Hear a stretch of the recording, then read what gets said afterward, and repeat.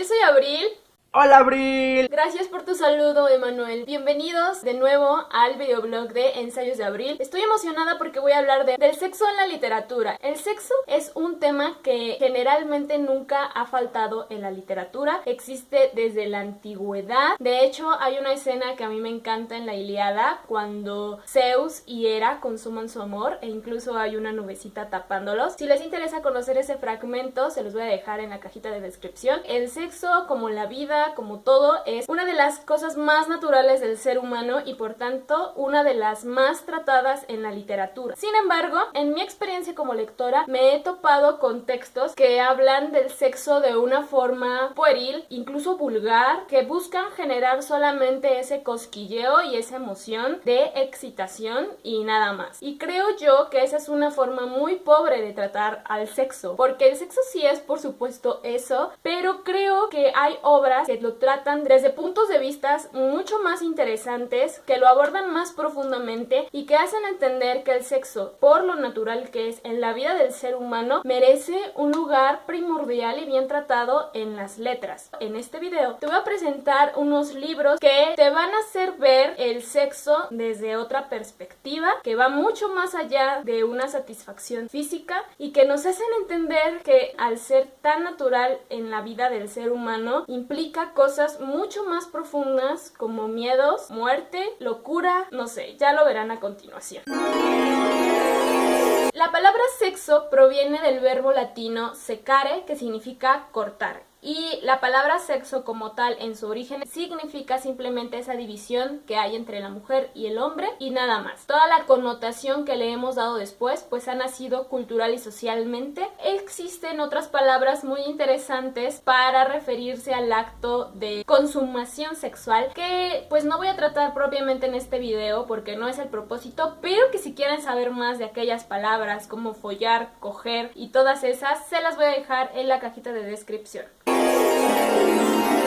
El primer libro del que les quiero hablar es Nana, de Émile Zola. Si ustedes ven mis videos de hace tiempo, saben que este libro quedó en mi top de favoritos del 2015. Émile Zola hizo toda una serie de novelas para criticar todo ese ambiente nefasto en el que él se encontraba y que, aunque Émile Zola es del siglo XIX, todavía persiste esa miseria humana. Creo yo que es algo que nunca se va a ir. Si hay humanos, va a haber miseria. Eso es como de ley. Y en este libro de Nana lo hace de una forma...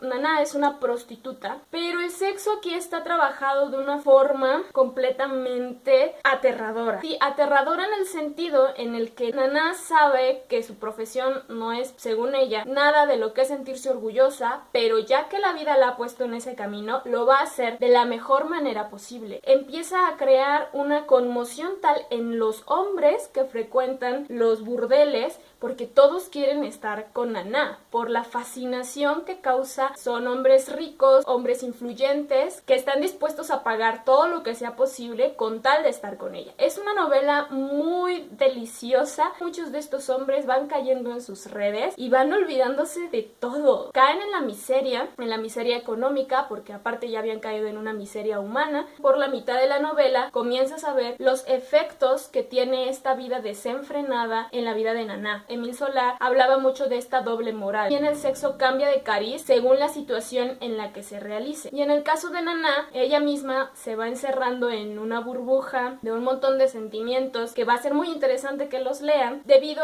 a todo lo mal que ella representaba. Nana fue un símbolo de esa doble moral y el final es estupendo. Ojalá le den una oportunidad. Es un libro algo pesado por el lenguaje, pero si lo leen ustedes lentamente y disfrutando como cada suceso, creo que se la van a pasar muy bien porque es una historia donde el sexo representa triunfo y fracaso, miseria y elevación. El segundo libro que les quiero recomendar es otro también que quedó en mi top 10 del 2015 y se llama Cher y el fin de Cher, de la autora francesa Colette. Este libro está ya ubicado en el siglo XX y también habla de una prostituta que se enamora del hijo de su amiga. Y se llevan 16 o 19 años, algo así. Es una cantidad considerable entre él y ella. él es más joven. Y aquí el sexo está utilizado como una aventura amorosa. Es decir, estos personajes comienzan a tener encuentros casuales, sexuales, y jamás pueden imaginar hasta dónde van a llegar. Esta historia trabaja la relación entre los dos sin dejar de mencionar sus encuentros sexuales, que cabe aclarar, no son para nada vulgares, son de hecho muy emocionantes. Estoy segura que se la van a pasar súper bien con esta historia porque no cae en una perspectiva facilista del sexo y tampoco trata a los personajes con una lupa moralista, sino que simplemente son dos humanos que se encontraron en esas circunstancias y a ver qué va a pasar con ellos. La narrativa de Colette siempre se ha caracterizado por ser muy poética. Puedes sentir toda la carga emocional, la tensión sexual que se siente en algunas escenas. Y el fin de Cher, que es la segunda parte de esta historia, llega a otro punto, porque en el primer libro quizá la historia gira alrededor del sexo y cómo funciona para que estos dos personajes se enamoren, pero en el segundo libro el sexo pasa completamente a segundo plano porque ya está el amor de estos personajes, que a ver qué va a pasar con ellos. Entonces también me gusta cómo trató este tema la autora. Ahora vámonos mucho más al presente. Primero les quiero hablar de Sexo Chilango de Mónica Brown, que es una recopilación de las columnas que esta autora escribió en la revista Chilango, acá en la Ciudad de México. La intención de esta autora era hacer un estilo Sex and the City, de contar anécdotas de ella y sus amigas en la ciudad en torno a un montón de temas, donde el sexo también fuera pues muy importante.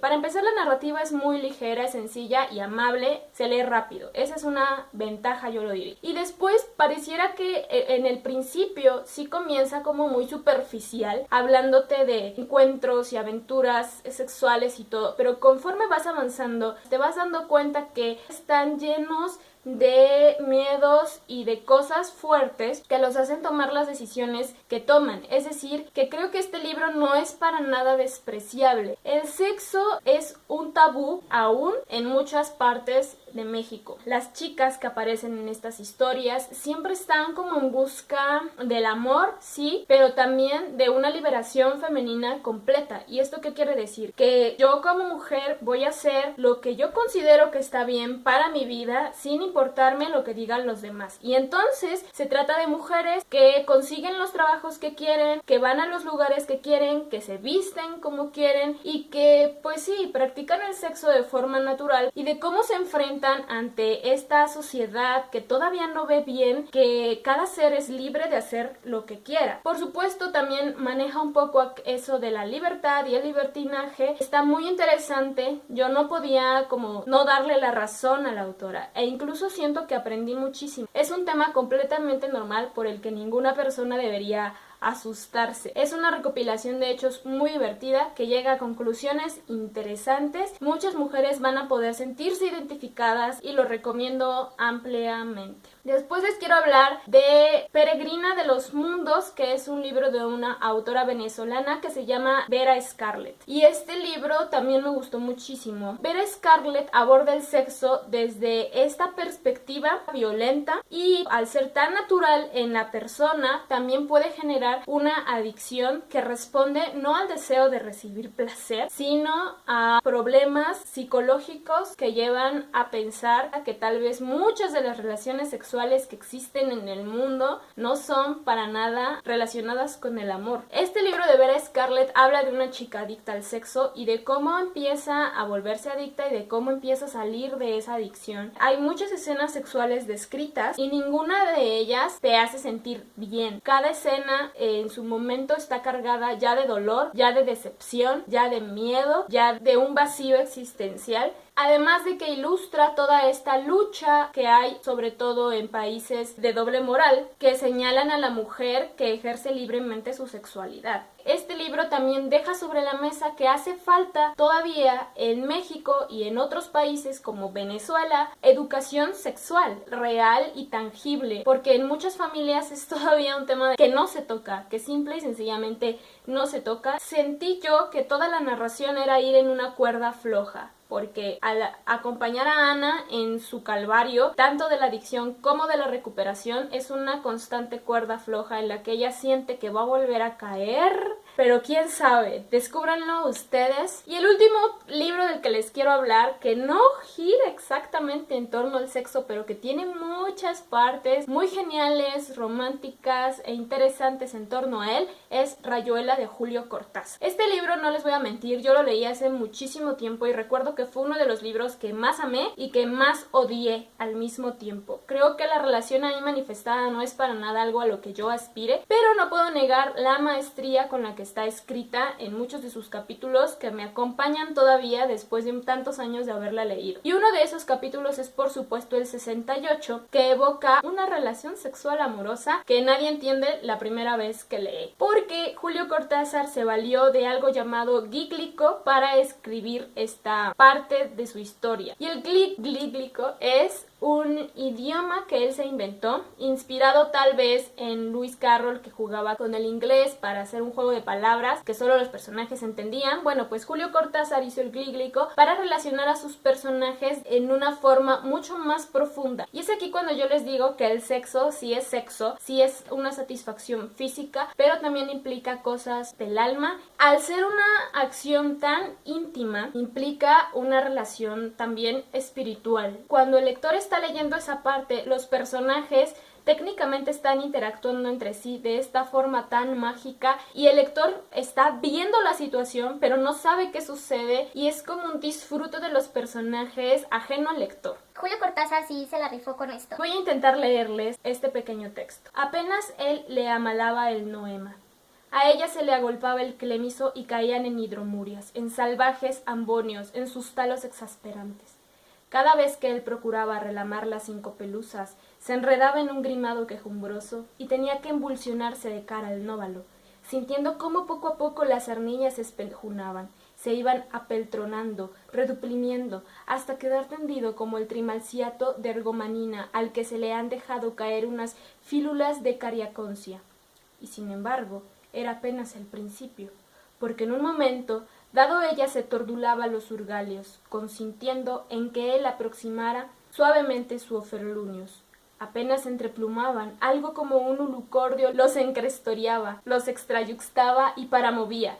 De pronto era el clinón, la esterforusa convulcante de las mátricas, la jadiollante embocappluvia del orgumio, los esproemios del merpasmo en una sobreumítica agopausa. Evoje, polposados en la cresta del Murelio, se sentía Valparamar, perlinos y márulos, temblaba el troc, se vencían las marioplumas, y todo se resolviraba en un profundo pínice, en iolamas de argutendidas gasas, en cariñas casi crueles, que los sordopenaban hasta el límite de las gunfias.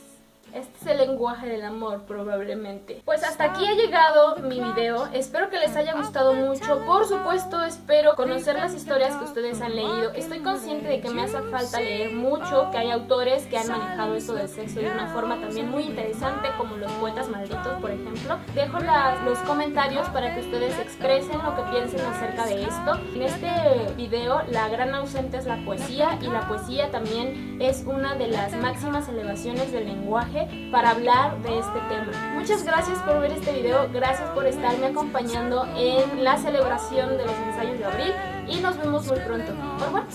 Un lector nocturno reportándose para felicitarte por tu 3er aniversario en Book.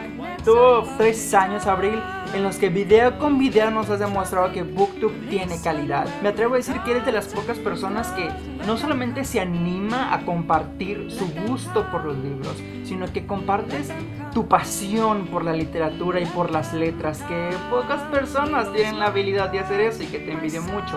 Pero de verdad, tu canal es único, incomparable, y es de los pocos de los que tengo activadas las notificaciones de YouTube. Cartas donde sale la campanita diciéndote, porque es genial. De verdad te deseo lo mejor. Sigue con ese trabajo demostrándonos a todos que hay mucho que hacer y mucho por compartir, de verdad. Que llegue 4, 5, 6, 7 años, que seas la directora de BookTube aquí en México.